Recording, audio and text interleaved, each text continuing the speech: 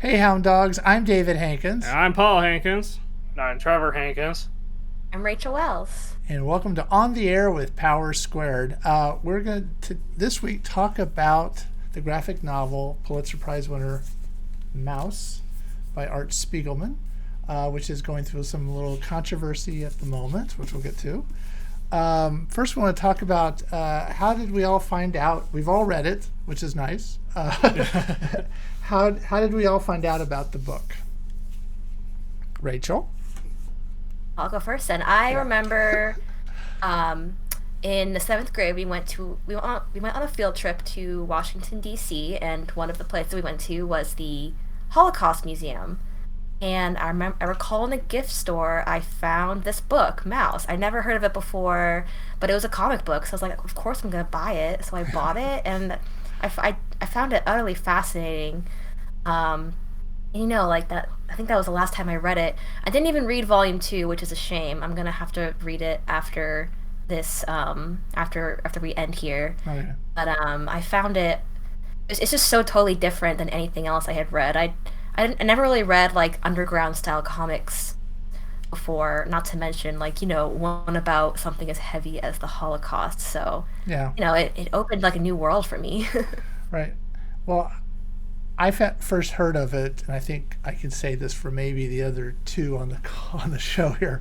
There was an exhibit several years ago. I don't remember exactly when, called the Masters of American Comics, and it was it was an exhibition at the Museum of Contemporary Art and at the Armor Hammer Museum. So it was two different spots you had to go to, and they had a display about Mouse, and I was like, and it was mice that are being persecuted by cats, and the whole Nazi thing. That was the first time I'd actually heard about it. I was never I'll say real deep into the comic world until recently, Right. but I had never heard about it until then, and I didn't really read it until last year, as it turns out, because I know it kept coming up. Trevor's really into Bone, and this kept coming up as an influence of that, so I thought I should actually read it. But how did you guys find out about it? I think we found out about it kind of the same way through that exhibition, and then we had seen and heard about it on and off since then. But it wasn't until we took a comics class at CSUN that we actually read it, because it was required reading. And it was interesting how Art Spiegelman was able to tell his father's story that way. Yeah, and it's sort of, if somebody has not read it and is actually watching this or listening to us, it actually tells two stories, really. Mostly the main story is, I think his name is Vladek Spiegelman's experience through the Holocaust, surviving the Holocaust. And then it's also Art Spiegelman and his relationship with his father, Vladek, and trying to, talk. I guess they were kind of estranged. There's a lot of, family history. I guess the mother committed suicide in '68, and I think Art was maybe in a mental home for a little while or whatever. Yeah. But they finally got back together, and as part of that kind of, you can see how the relationship between father and son is not really solid, but they're trying to work through this thing together. Yeah. And I mean, the whole story is chilling. I mean, these are people that were doing well, and all of a sudden everything got taken away, and they want to kill you, or use you, or whatever they were doing to them. Yeah. And through the story, you also learn a lot about human nature. Mm-hmm. Yes. And Vladek is very, I'll say he's smart, because he figures out how he survives this by making himself either hiding from the Nazis, or when he gets captured, making himself sort of, I can work, or whatever he can do to survive through this. I mean, you had to really be super lucky and super clever to survive. Yeah. I was gonna say it's interesting what he does to survive. Yeah. And I guess I read somewhere somebody criticized it. So the Jews are represented as mice. Yeah. The Germans are represented as cats, and the Polish are represented as pigs. Right. And I don't think it's trying to say poles or pigs, but it's just another animal I'm sure he used to do that. And there was some criticism about using cat and mice as being stereotypical or something like that. I mean, people criticize it for no reason. I was reading a lot about just like the background of this book in preparation for this. I just wanted to like learn about it. I learned so many interesting things, but one of them is how Spiegelman did kind of struggle with portraying the Jews in the book as mice, because it does in a way reinforce a stereotype, because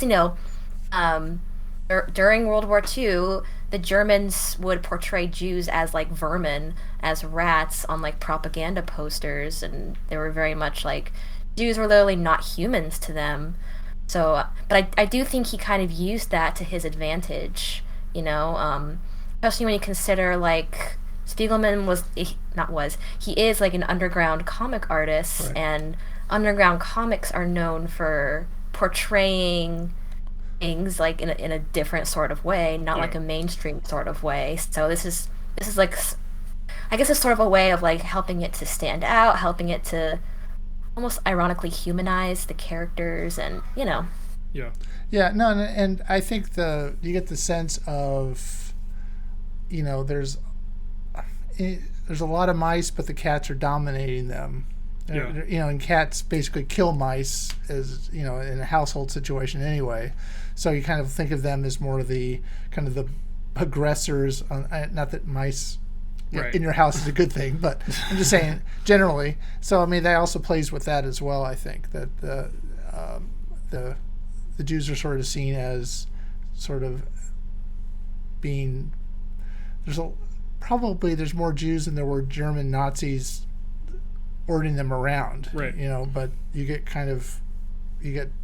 caught up in that, or dominated by that kind of situation. So, I think that it works both ways. I hadn't thought about the vermin in the propaganda.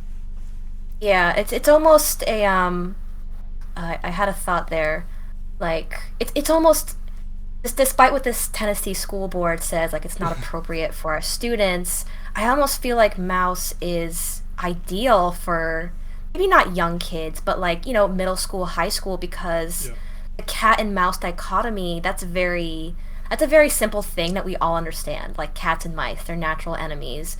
While things like the Holocaust, where man is killing fellow man, that's a little bit harder to it can almost be a little bit harder for us to swallow, to digest. So it almost kind of, I don't want to say dumbed down, but kind of makes it a little more digestible for certain audiences. Approachable, if nothing else. Yeah, I mean, approachable. That's a good word. And I think Spiegelman talked about how a comic book will stay with you. One reason he doesn't want to, he's been approached, especially recently, about having it adapted, and he thinks that the comic book sort of stays with you better than like a film or an animated series or whatever would.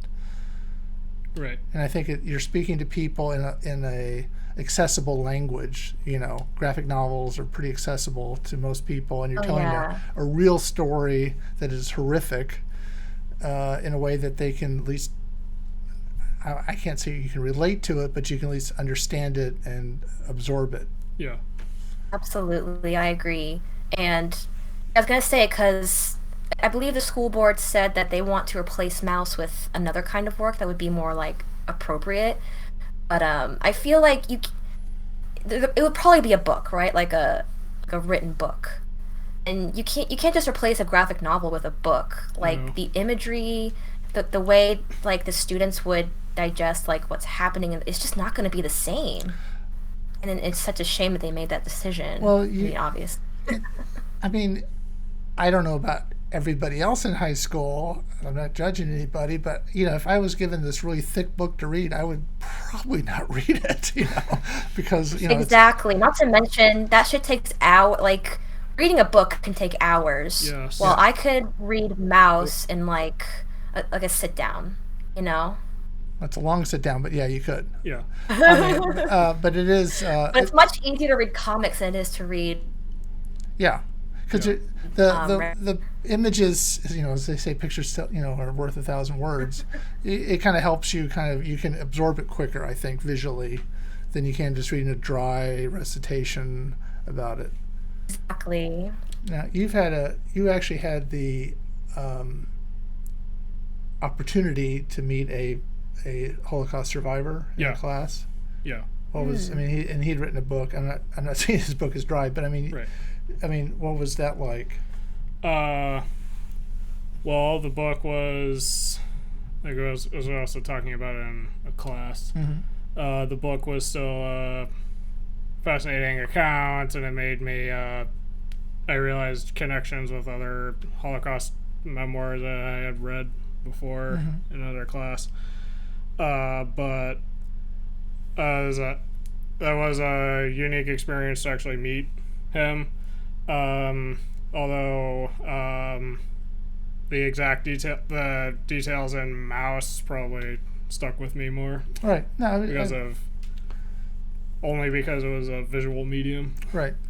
So, I mean, it's Not to invalidate other Holocaust survivor accounts. No. not trying to at all. And the Holocaust, I mean, it's one of the most horrific things that man's ever done to man, and it was trying to basically eliminate a whole race of, what are viewed as a race of people, the Jews, from Europe.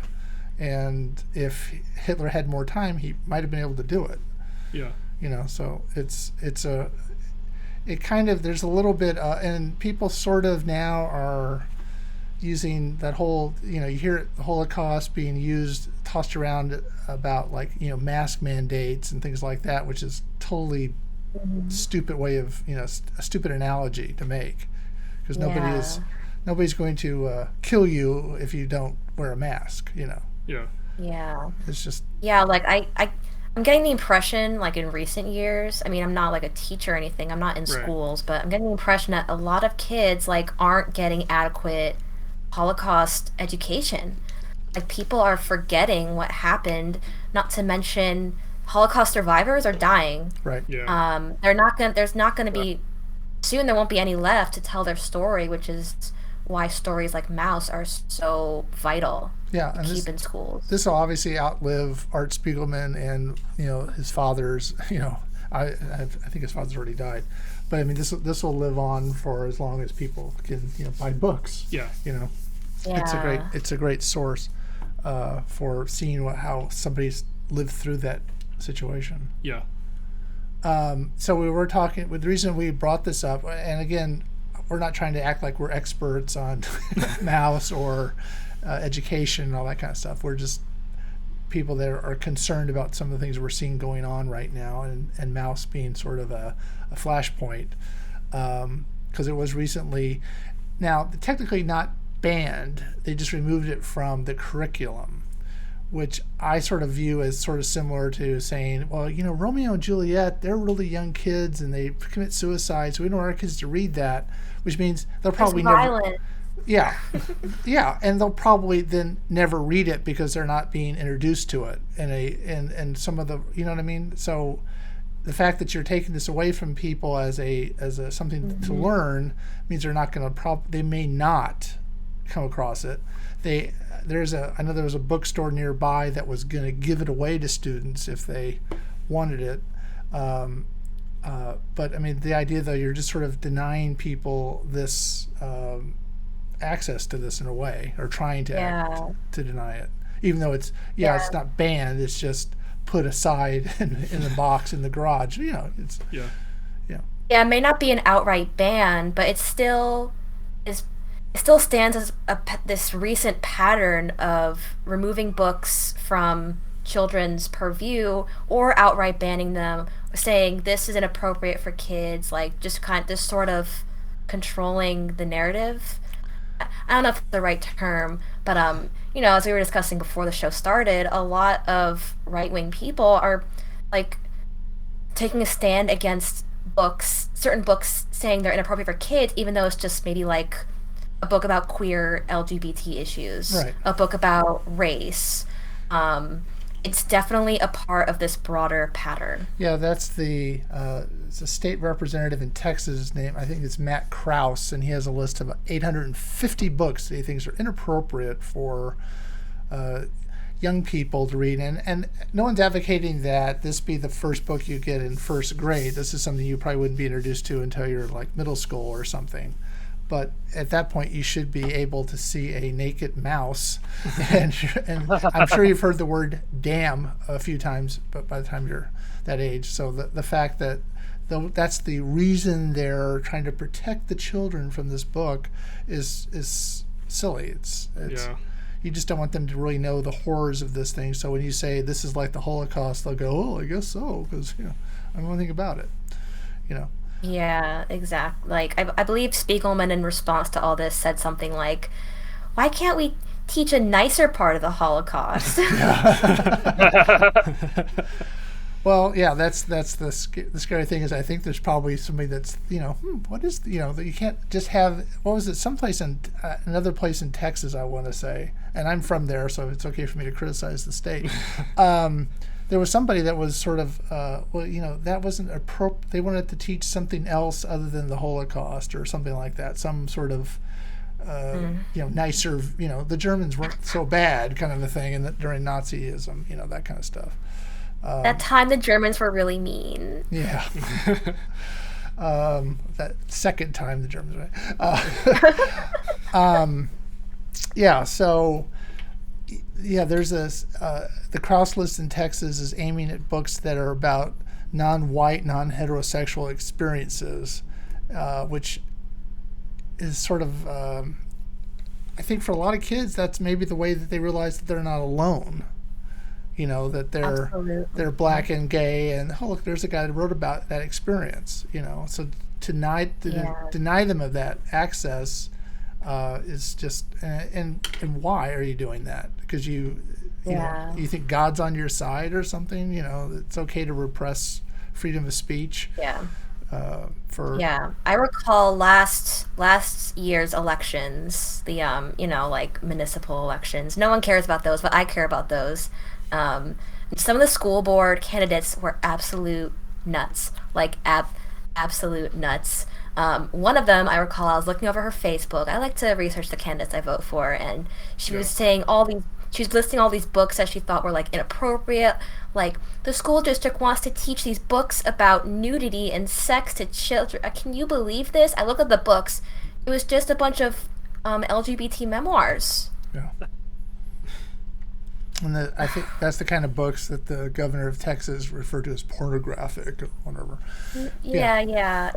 It's like, honestly, like the fact that kids are reading LGBT comics in school, I think that's great. Yeah.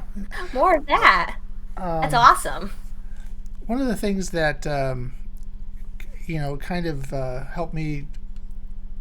I grew up in a time where gay marriage was not something that was happening, and Paul Begala, who was a commentator at CNN and had been on Clinton on his campaign, talked about the fact that just because another man marries a man doesn't mean that my marriage is at risk. And it's the same idea that just because you read about someone else's sexuality doesn't mean you're going to adopt that or become that, and what is wrong if you do, So yeah, I 100% think it's these. I think most people that are complaining about like pornographic books in schools they wouldn't be concerned otherwise. But it's a few actors that are planting these ideas of like, if your kid reads a book about a trans person, that means they're going to be trans too, and that means their whole life will be ruined. Right. And they just plant this idea on like social media, and that shit spreads like wildfire, and suddenly no one wants LGBT books in school. Right. Yeah.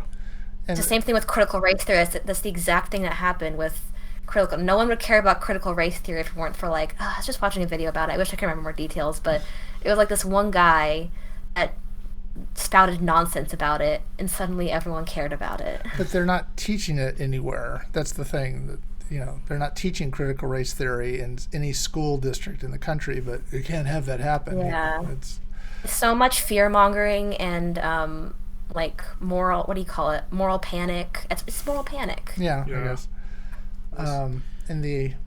So it's just a bad thing altogether. Yeah. Now, censorship of comic books is really nothing new, because they formed the what was it, the Comics Code Authority. yeah, kind of Yeah. in 1954 to keep the government from regulating them, sort of like the Production Code Administration in Hollywood, and because they were getting gory and horror, and it was bad for kids, kind of a deal. So the idea that you can control that, all that did was start the underground comic book movement that Spiegelman came from. Oh yeah. Because people Yeah. want to be able to say those things, and it gives you it makes things from that time not really historically accurate in a way. And I kind of go back to my first experience seeing Patton, the movie. I was like 8 years old, seeing it at a drive-in, and the fact that he cursed, I didn't know people from the 40s cursed, because everything I've ever seen from the 40s, my arm got shot off, gosh dang it, oh, that's really going to hurt tomorrow, And he was out there just cursing up a storm. Yeah. Like, I didn't know they cursed in the 40s, because so, I mean, you give us false sense of, if you look at movies from the 40s, nobody curses, but in reality, true. they were, cursing. Yeah. And I'm sure That reminds me of my husband and I have been watching the new Vox Machina on Amazon. Just came out, and it's like a cartoon, but they're all saying like fuck and shit. And I don't think I'll ever get used to like hearing fuck in a cartoon, because it's just so unusual. Yeah. You kind of don't want it to be the go-to, the way to express yourself, because you kind of hope that people could think of a better, something. I don't know if it's supposed to be funny or not. I haven't seen this, but I mean, you hope that they could come up with something funnier than just saying "fuck." So Well, the idea is that they're supposed to be like crass and rude. right. So Well, there was I know I mentioned it before, and I'm going to mention it again here. Albert Brooks had a thing one time about trying to relate to a crowd of people that were at a concert. He was opening for Richie Havens, which was a '60s kind of a singer, and they were all booing him and stuff. And so he goes, I said a word. It's a miracle word. In case you're in that situation it was in San Antonio, Texas. He goes, I said the word shit. And suddenly, whoa! Hats come on the stage. I have to rearrange my schedule. They're building a statue in the park. Remember when he said shit? So. But, you kind of hope that you don't have to go to that level to, get people to laugh or to understand stuff. Yeah. But. yeah, that's the thing. Like with Mouse, they said like, oh, we're removing from the curriculum because it has swear words. It's like there's other books in the curriculum that have swear words. Like, when it's like, oh, because there's nudity. It's like, oh, so you're not gonna teach like Michelangelo or any like art history like that anymore. And it's like, oh, it's because it's violence. Well, it's the Holocaust. Yeah, I know. What more excuses do you have? And the nudity is not. It's a nude mouse. Yeah. I did not see nudity in Volume 1, so it must be in Volume 2. I was looking up trying to see what was the image that was that they were using as this example, and I didn't see, they weren't using a female nudity. They were showing these men, I guess, being they take off your clothes and send you to the showers, and so you see nude male mice with little things. I don't remember seeing that in the book at the time, because the images are really small in the book. Right.